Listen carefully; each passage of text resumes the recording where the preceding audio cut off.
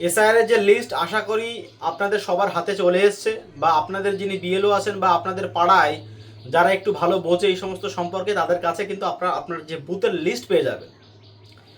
এই বুথের লিস্ট যেটা আছে সেটা নিয়ে আমি কথাবার্তা বলবো, যে এত পরিমাণে যে নোংরামি হয়েছে লিস্টের মধ্যে, সেই নিয়ে আর বলা এখন অপেক্ষা রাখে না। বহু ইল্লিগাল ভোটার আছেন যারা স্থান পেয়েছেন লিস্টে। আমরা মিডিয়াতে শুনেছিলাম বা নির্বাচন কমিশনের মুখ থেকে শুনেছিলাম হিয়ারিংয়ে উপস্থিত হয়নি, তাদের নাম ডিলিট হয়ে যাবে। কিন্তু আমার বুথেই এমন পড়েছে যে হিয়ারিংয়ে যায়নি, কিন্তু সেই সমস্ত ভোটারের আন্ডার অ্যাড জুডিশিয়াল করে দিয়েছে। এই আন্ডার অ্যাড জুডিশিয়াল নিয়ে একটা কথাবার্তা বলবো, কারণ এই নিয়েই সবচেয়ে সমস্যা বেশি। আর ডিলিট হওয়া ভোট, যে সমস্ত লিগাল ভোট, তাদেরকে আমি বলে দিচ্ছি আপনারা 6 নম্বর ফর্ম ফিল আপ করবেন। 6 নম্বর ফর্ম ফিল আপ করার পরে যদি আপনারা লিগাল ভোটার হয়ে থাকেন, লিগাল ভোটার কিন্তু ভোট ডিলিট হয়ে গেছে, তাহলে আপনাদের নেক্সট টাইম আপনাদের ডিএম লেভেলে ওখানে হিয়ারিং হবে, তখন কিন্তু আপনারা যে কাগজপত্র জমা দিয়েছিলেন এখানে, সেই সমস্তগুলো ওখানে সাবমিট করবেন। এখন এই যে আন্ডার অ্যাড জুডিশিয়াল, যেটা কিন্তু একদম চোখ বন্ধ করে যেটা বলা, সেটা হচ্ছে মুসলিমদের বেশি এসছে।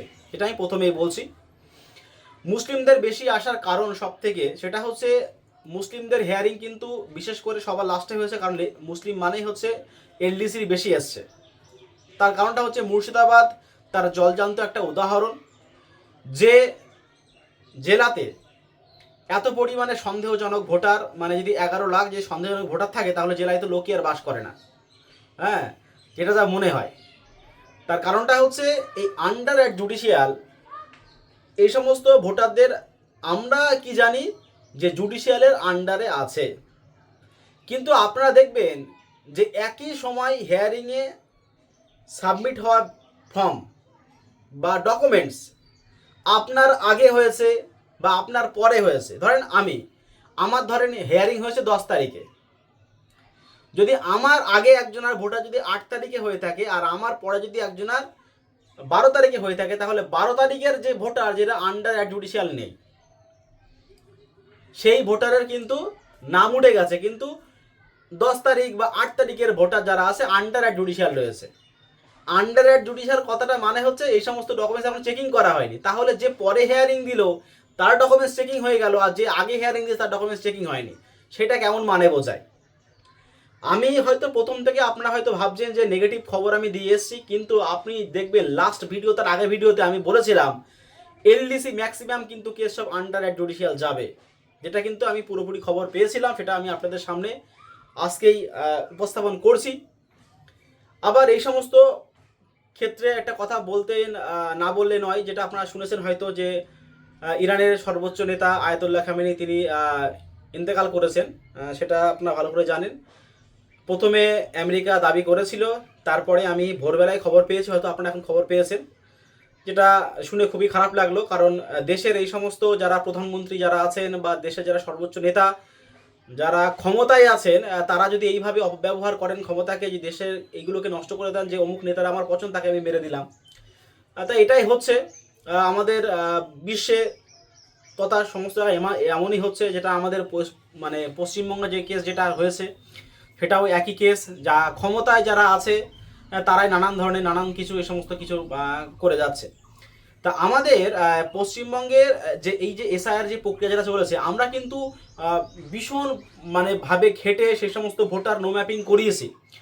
নো ম্যাপিং ইভেনে কিছুই ডকুমেন্টস কিছু নেই, সেই সমস্ত ভোটারদের কিন্তু যে আন্ডার জুডিশিয়ালেও আসেনি, ডিরেক্টলি ফাইনাল লিস্টে নাম উঠে গেছে।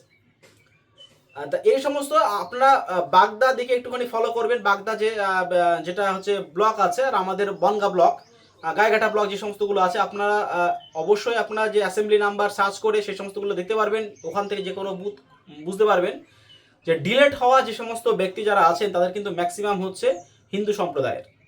আর আপনারা হয়তো ইভেন হয়তো দেখেছেন খবরে যে মুতো সম্প্রদায়ের একাংশ যে সমস্ত ভীষণ পরিমাণে যারা ভোটার যারা আছেন তাদের ডিলেট হয়ে গেছে। এটা আমি গতকালকে থেকে অনেক খবর নিয়েছি, সকাল থেকে অনেক খবর নিয়েছি, কিন্তু বিএলওদের যে সাবমিট করা ডকুমেন্টস, যা বিএলও যে সমস্তগুলো করেছে সেই সমস্তগুলো কিন্তু আমি যতটুকু যা খবর পেয়েছি, আমার এলাকা আর পার্শ্ববর্তী এলাকা 50% বিএলওদের যে তাদের যে আন্ডারে যে সমস্ত কাজগুলো করা হয়েছে সেই সমস্ত কাজগুলোকে পুরোপুরিভাবে গ্রাহ্যতা দেওয়া হয়নি। যারা এই আরও আছেন বা তার উপরে আরও আছেন তারা কে কী করেছে সেটা পরে ব্যক্তিগত ব্যাপার, সেই সমস্ত নিয়ে আমি কিছু বলছি না, কিন্তু যে কাজটা যে ফ্রেশভাবে হয়নি এইটুকু পুরো 100% একদম পুরোপুরি শিওর। আপনারা এলাকার যারা আমার ভিডিও দেখবেন, যা যদি কেউ বাংলাদেশি হয়ে থাকেন, যদি কোনো ডকুমেন্টস নাও থেকে থাকে, তাহলে আপনারা যেটা আমি কথাটা বললাম সেটা আপনারা খেয়াল করে দেখবেন যে আপনার এলাকায় বহু যারা আছেন যারা ভারতবর্ষের নাগরিক না, 2002 সালের অনেক পরে আমাদের ভারতবর্ষে এসেছেন, সেই সমস্ত ভোটারদেরও কিন্তু একদম ফাইনালিস্টে পাশে না ডিলেট লেখা আছে না আন্ডার জুডিশিয়াল লেখা রয়েছে।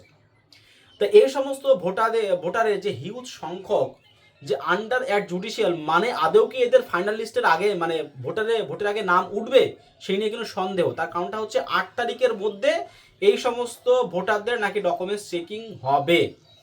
এত ভোটার কিভাবে চেকিং হবে সেই নিয়ে আমি সন্দেহ আমার মনে আছে, কিন্তু ব্যাপারটা যে একটু অন্যরকম হয়ে গেছে, যে লিস্ট পুরোপুরি ক্লিয়ার বার হয়নি আর নেতাদের নানান ধরনের কথাবার্তা, তার মধ্যে কিন্তু পড়েছি আমরা সাধারণ মানুষ। তা যাই হোক, কিন্তু সাত কথার এক কথা যে পুরোপুরিভাবে সঠিক বিচার আমাদের পশ্চিমবঙ্গের যারা ভোটার তারা পাননি, এটাই হচ্ছে আমার ফাইনাল কথা। আজকে ভিডিও এই পর্যন্ত। নেক্সট ভিডিও আপডেটের জন্য আমাদের সঙ্গে জুড়ে থাকুন। ধন্যবাদ।